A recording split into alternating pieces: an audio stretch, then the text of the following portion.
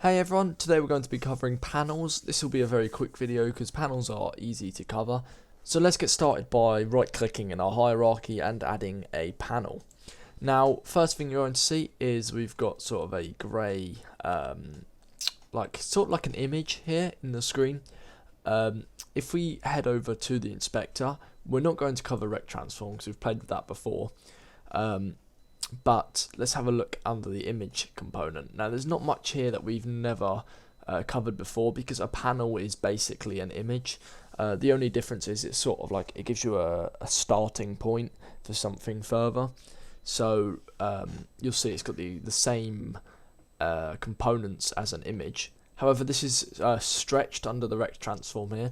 So if you change the size of the canvas, the size of the panel would also increase.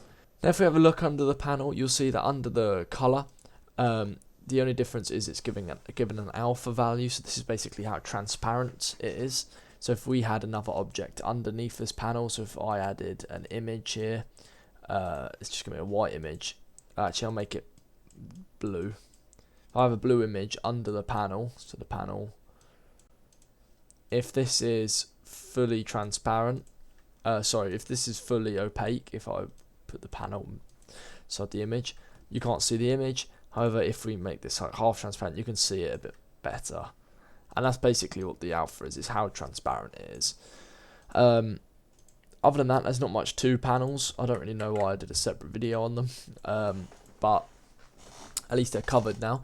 The only difference is they're basically, imagine them as images but with like a starting point, so like they're stretched, they have an alpha channel, so there's not really much to it. Panels, they are good for grouping objects. Like if you need a screen or you've got like a scroll rect and then you need a background, maybe you use a panel to group multiple objects together.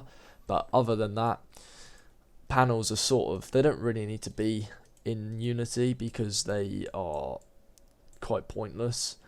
You can achieve anything with just images, you don't need panels. So that is it for this video, everyone. It was really quick, I know, but at least that's done. The next video we're going to cover toggles, so this will be something that will actually have a bit more use.